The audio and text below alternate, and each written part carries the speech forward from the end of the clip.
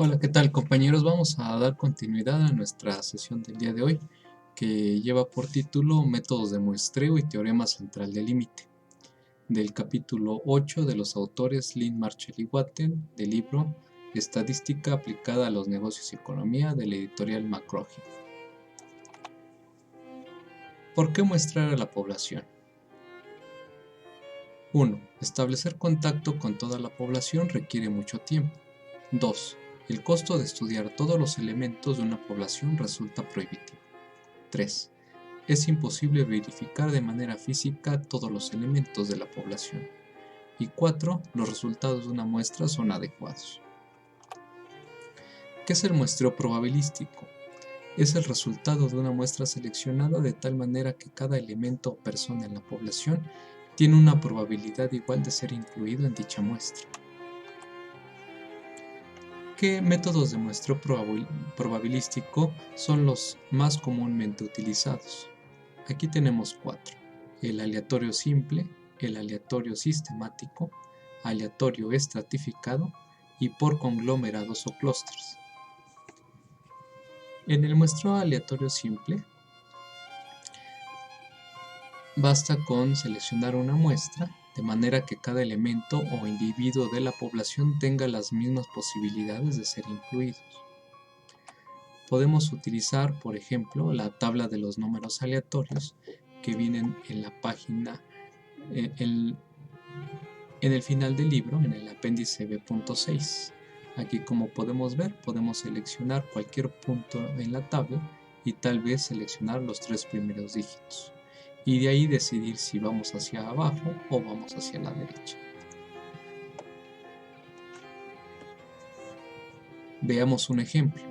Tenemos aquí a Juan y José que tienen una posada y con 8 habitaciones. Tenemos el número de rentas que obtuvieron por día de junio del 2011.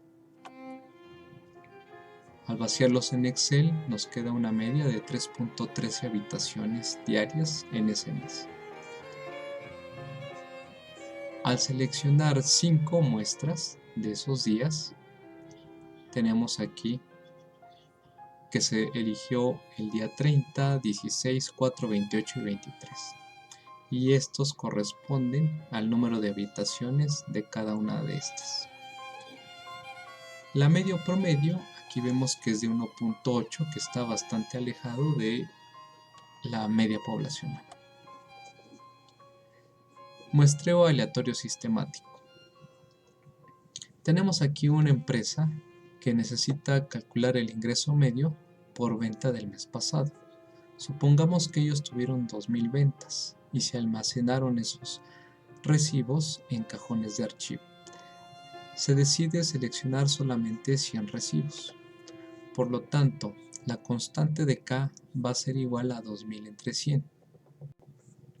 En este caso es 20. Ahora, combinando el muestreo anterior, el aleatorio simple, utilizando la tabla de números aleatorios, supongamos que nos da el número 18. Entonces tendríamos que elegir después del 18 el késimo, que en este caso K es igual a 20, por eso es 18, 38 y 58. En el muestreo estratificado es necesario hacer los estratos. Aquí, por ejemplo, tenemos las 352 empresas más grandes de cierto país y se desea hacer un estudio en función de sus rendimientos de capital. Entonces, aquí la categoría son rendimientos. Aquí tenemos los de 30% y más, 20% a 30% y así sucesivamente. Esos serían nuestros estratos a partir de una tabla de datos agregados. Tenemos las frecuencias relativas y estas frecuencias relativas tendríamos que multiplicarlas por el número de la muestra seleccionada. 0.02 por 50, en este caso aquí nos da 1. La sumatoria de las muestras nos tiene que dar los 50 que se decidieron elegir. Muestreo por conglomerados. Aquí se divide un estado en 12 secciones, que se les conoce como unidades primarias. Supongamos que seleccionamos 4 regiones, la 2, 7, 4 y 12, y concentramos nuestra atención en esas unidades. Asimismo, tendríamos que utilizar la tabla de números aleatorios para que no exista ningún sesgo. ¿Qué es el error de muestreo? Es simplemente la resta o diferencia del estadístico muestral versus el parámetro poblacional. Aquí tenemos la media, la desviación, la varianza y las probabilidades. De este lado son los valores muestrales y de este lado son los valores poblacionales. ¿Qué es la distribución muestral de la media? Es la distribución de probabilidad de todas las posibles medias de las muestras de un determinado tamaño muestral. Veamos un ejemplo. Tenemos una empresa que tiene 7 empleados. Tenemos registrados sus ganancias por hora.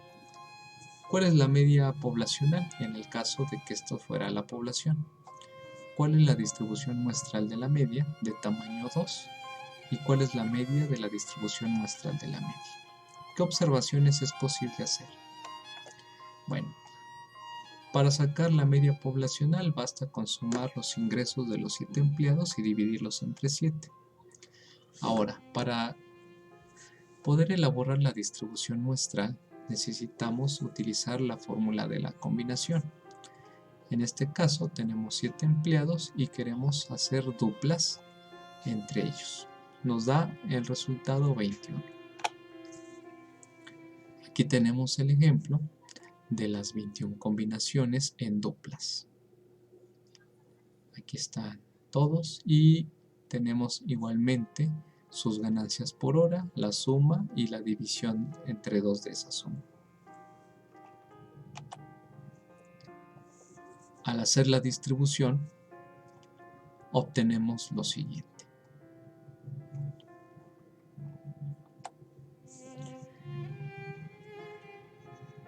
Al obtener la distribución muestral de la media, es decir, la suma de todas las medias muestrales de esas 21 y las dividimos entre 21, podemos observar que nos sale exactamente el mismo valor poblacional, 771, tal y como lo tenemos en este lado. ¿Qué podemos observar? Del lado izquierdo tenemos la distribución poblacional y del lado derecho la distribución muestral de la media. Podemos ver que la que más se acerca a la distribución normal es la del lado derecho.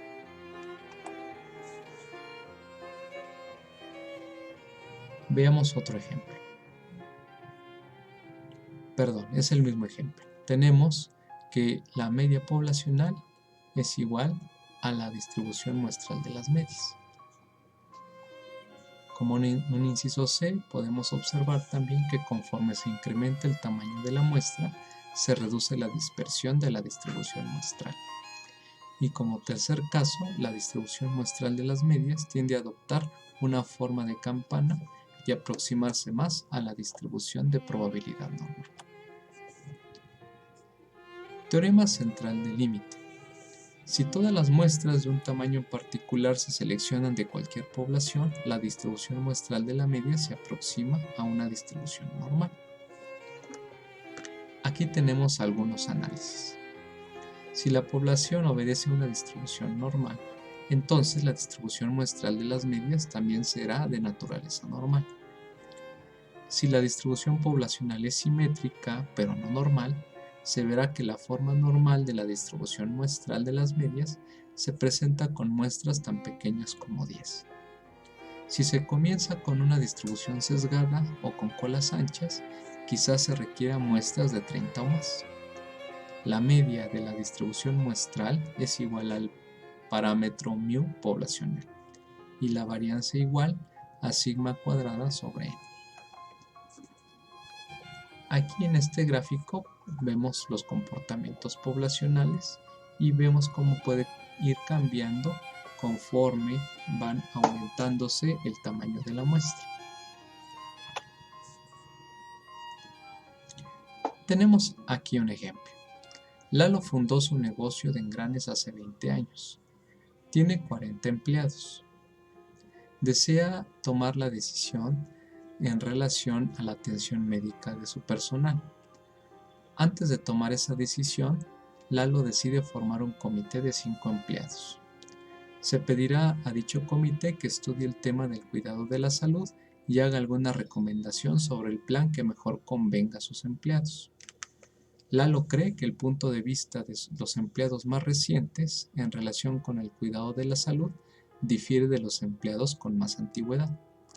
Si Lalo selecciona al azar este comité, ¿qué puede esperar en términos del promedio de años que llevan con su empresa? ¿Cuál es la forma de la distribución? De los años de experiencia de todos los empleados en comparación con la forma de la distribución muestral de la media. Tenemos aquí en la tablita los tiempos de servicio o de antigüedad de esos 40 empleados. Acá arriba tenemos el registro de los 40 empleados y vemos el comportamiento si tomáramos 25 muestras de 5 empleados o 25 muestras de 20 empleados. Podemos ver que esta última se parece más a la distribución normal. ¿Cómo obtener el error estándar de la media? Aquí tenemos la fórmula para obtener ese cálculo.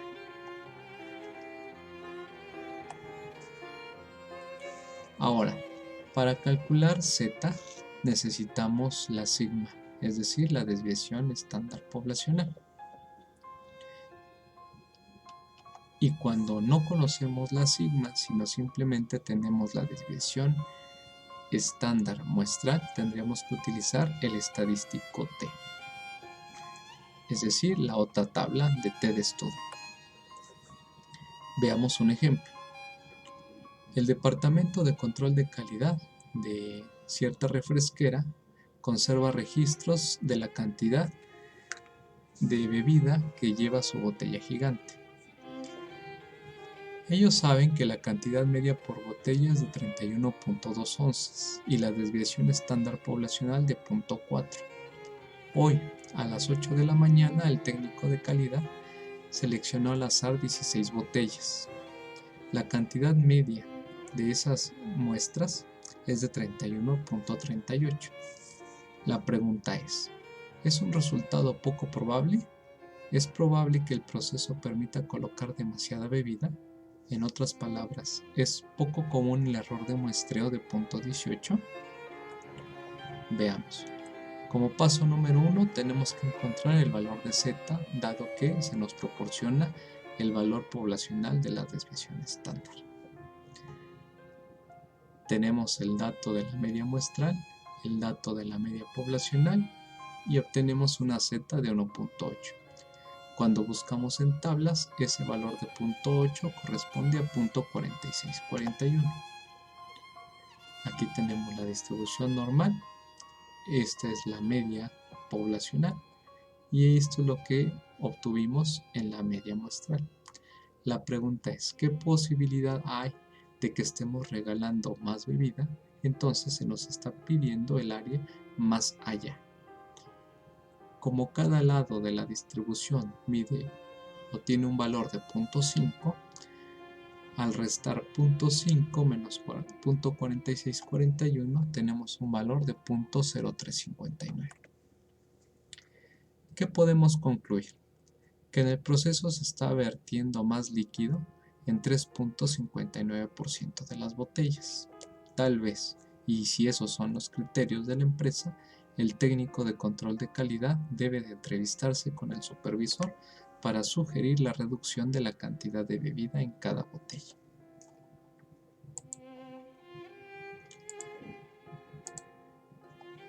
Bueno, compañeros, pues eso es todo. Muchas gracias por su atención. Nos vemos a la próxima.